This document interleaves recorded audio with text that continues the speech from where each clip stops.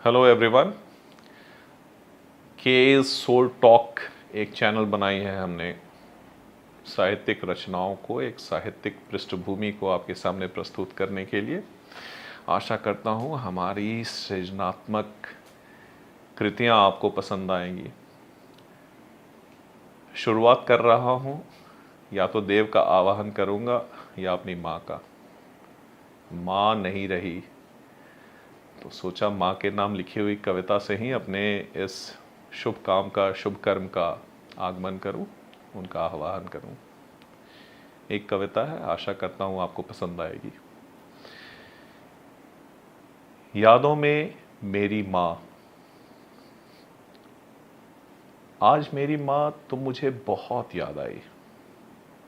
वो झुर्रियों भरा चेहरा, राम नाम जपती वो ओझल तरुणाई।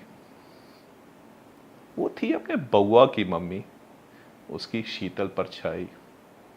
मुझे देख उसका बिलखना, पास थी उसकी तन्हाई। पोते को देखकर वह थी चहकती, सूद समेत सूत के राह को वो थी तरसती। वो माँ का पूजा घर, वो माँ की रसोई, अपनों की राह तकते कितने रातों वो न सोई। वो माँ का बिछौना, वो माँ की आलमारी, उस कोने में छिपी थी मेरी माँ की किलकारी। हाँ, यहीं पर बैठकर माँ धूप को थी सेकती, बस यहीं पर खड़ी होकर वो चिड़ियों को दाना थी फेंकती। इसी जगह पर पसारी जाती थी सूखने को उसकी साड़ी। बस इसी मंदिर को आने को धड़कती थी उसकी नाड़ी। इसी कोने में बैठ माँ भगवत नाम थी जपती। इसी तुलसी का वृंद पर माँ गंगा जल थी छिड़कती। यहीं पर माँ धीरे से उतर सीढ़ियों से आती, ठीक उसी जगह पर बैठ होली में माँ हमसे चरण छुआती। दिवाली में तो माँ तुम्हारी लंबी पूजा से हम डर जाते थे।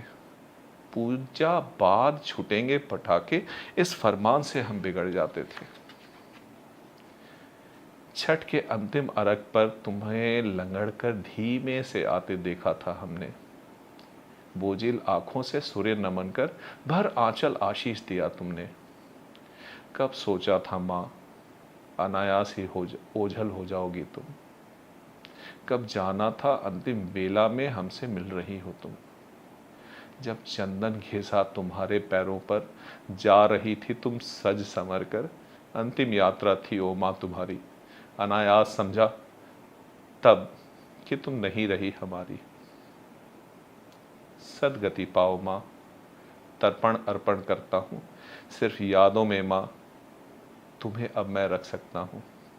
जाओ माँ, पुनर्जन्म लो, भरा पूरा जीवन पाओ। नई चेतना, नया आवरण, सुख और समृद्धि पाओ। सिर्फ सौभाग्य रहे माँ तुम्हारे पुनर्जीवन में। मिले किलकारियों वाला बचपन और खुशी मिले यौवन में। यश, मान, प्रतिष्ठा, समृद्धि उठा रहे तुम्हारा शीश। सारा जीवन मुझे दिए, अगले के लिए हृदय से लो अपने बेटे से आशीष। इति कुमार अनुज। बहुत धन्यवाद।